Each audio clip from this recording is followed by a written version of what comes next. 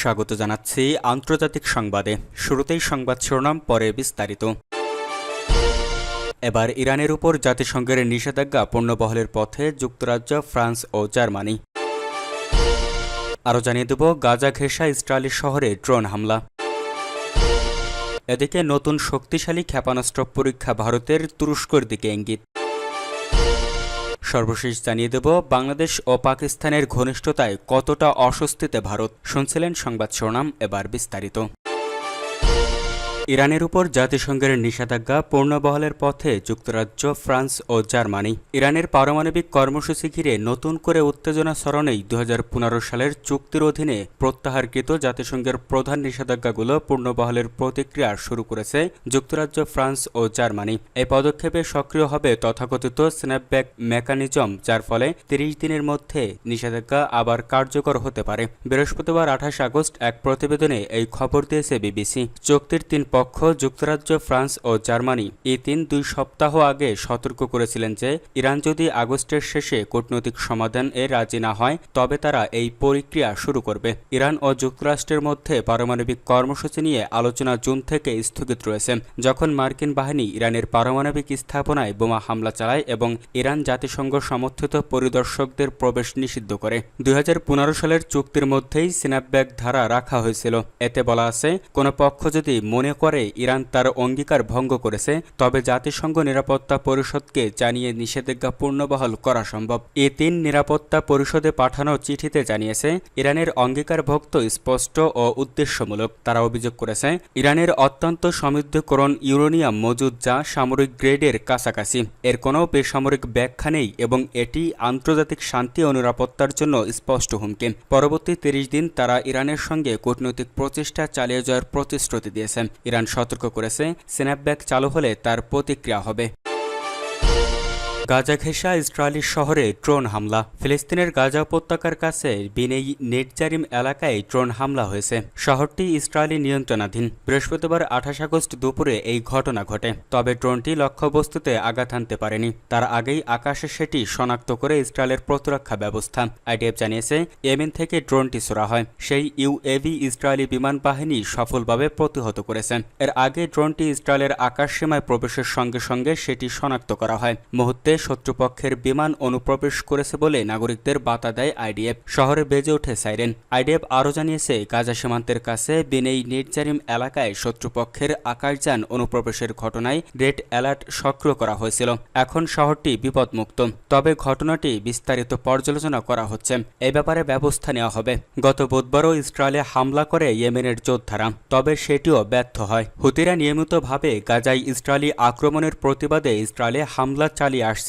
এই হামলার জন্য তাদের দায়ী করছে দখলদাররা। ইরান সমর্থিত হুতিরা তাদের ফিলিস্তিনি মিত্র হামাসের সমর্থনে প্রায় ইসরায়েলে হামলা করে। 2023 সালের অক্টোবরে গাজা যুদ্ধ শুরু হওয়ার পর থেকে বারবার ইসরায়েলে ক্ষেপণাস্ত্র এবং ড্রোন হামলা চালিয়ে আসছে তারা। হুতিরা বলছে গাজায় হামলা বন্ধ না হওয়া পর্যন্ত তাদের সাধ্যানুযায়ী হামলা অব্যাহত রাখবে।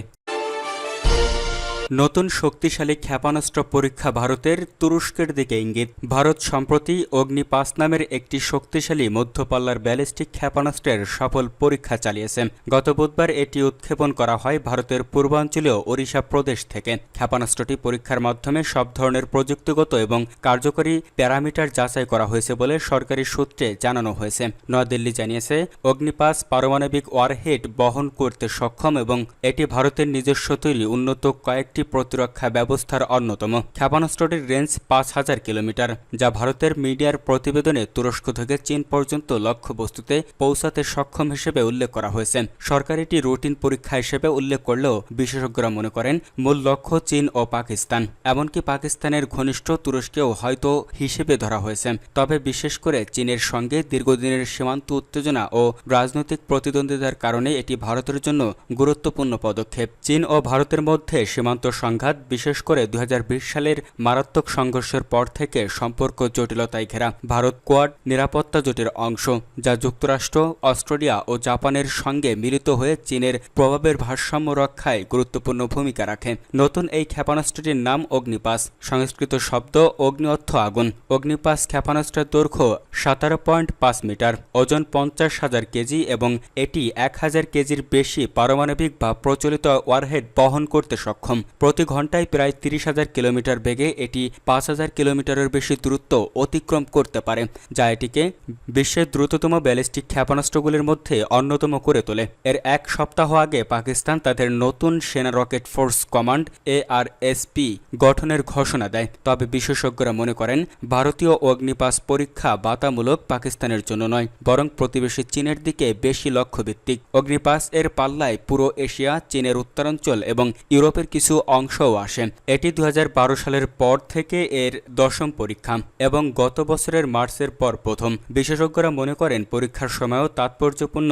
পরীক্ষা প্রধানমন্ত্রী নরেন্দ্র মোদী চীনে সাংহাই সহযোগিতার সংস্থা SCO সম্মেলনে যোগ দিতে যাওয়ার ঠিক আগের সম্পন্ন করা হয়েছে। 4 বছর ধরে চলা সীমান্ত উত্তেজনার পর এই সফর দুই দেশের সম্পর্ক উন্নতির ইঙ্গিত বহন করে। তবে মার্কিন শুল্ক যুদ্ধ, ভারত চীন বাণিজ্যিক দ্বন্দ্ব এবং অন্যান্য আঞ্চলিক উত্তেজনা সত্ত্বেও ভারত এখনও চীনকেই প্রধান হুমকি মনে করে। বিশ্লেষকদের মতে ভারতের মাঝারি ও দীর্ঘ পাল্লার ক্ষেপণাস্ত্র কর্মসূচি মূলত চীনের দিকে লক্ষ্যভিত্তিক। এই পরীক্ষার মাধ্যমে ভারত তার সামরিক শক্তি, আঞ্চলিক প্রভাব এবং বৈশ্বিক কূটনৈতিক অবস্থানকে শক্তিশালী করার লক্ষ্য রাখছে। বাংলাদেশ ও পাকিস্তানের ঘনিষ্ঠতায় কতটা অস্বস্তিতে ভারত? এখন থেকে মাস কয়েক আগের কথা।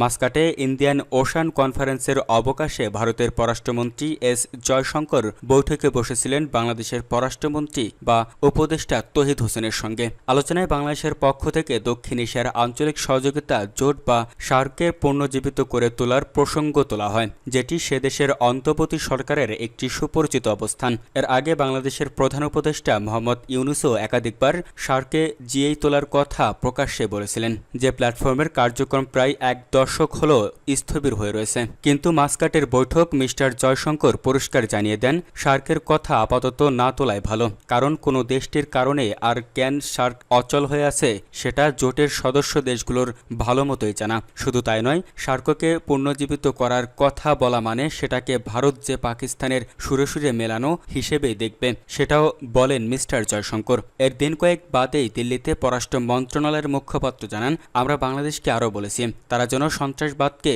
নর্মালাইজ করার বা স্বাভাবিক ঘটনা বলে তুলে ধরার কোনো চেষ্টা না করে। ভারত যেখানে সার্কের হয়ে কথা বলাকেও পাকিস্তানের হয়ে সওয়াল করা হিসেবে দেখছে, সেখানে ঢাকা ও ইসলামাবাদের ক্রমবর্ধমান কূটনৈতিক ঘনিষ্ঠতা যে দিল্লিকে অস্বস্তিতে ফেলেছে তা সহজেই অনুমেয়। মাস্কাটে সেই বৈঠকের পরবর্তী কয়েক মাস পাকিস্তান ও বাংলাদেশ শুধু কাছাকাছি আসেনি, প্রতিরক্ষা, বাণিজ্য, সংস্কৃতি বা যোগাযোগ প্রায় সব খাতেই দুই দেশের সহযোগিতা নিবিড় থেকে নিবিড়তর হয়েছে।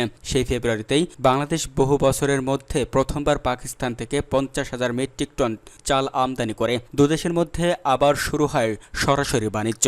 এরপর উদ্যোগ নেওয়া হয় ভিসা বিধিনিষেধ শিথিল করার এবং ঢাকা ও ইসলামাবাদের মধ্যে ডিরেক্ট ফ্লাইট চালু করার। বাংলাদেশি শিক্ষার্থীদের বৃত্তি দেওয়ার ও সরকারি কর্মকর্তাদের প্রশিক্ষণ দেওয়ার কথাও জানায় পাকিস্তান।